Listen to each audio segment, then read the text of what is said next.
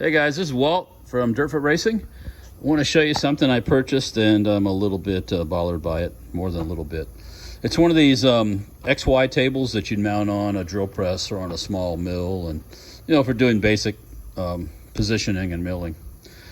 It comes, all the edges are sharp. You got to take it apart, you got to degrease it, you got to deburr it.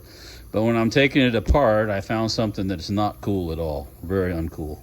I'm taking this piece off right here with the screw for this goes through, and boom. Look at that. What am I supposed to do with that? I mean, this is bad enough as it is, but what am I supposed to do with that? So this is not going to work. I got to contact them. This is the Vevor brand. It's made in China, I know. You get what you pay for. But I can live with the sharp edges and deburr things, but I can't live with that. That's bad.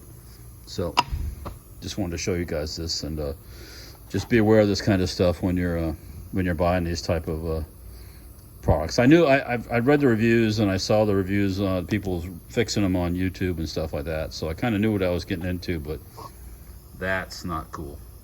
So, because these were like loose where they couldn't tighten. You can't tighten it.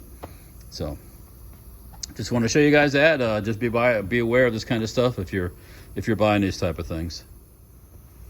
I popped off the this part here that was sitting on top of here, and just to see what was in, how bad it was on the inside.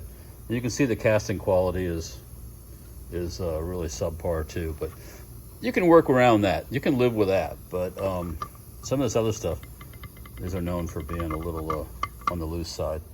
So I can work with that kind of stuff and work on that kind of stuff, but I can't fix that kind of stuff. So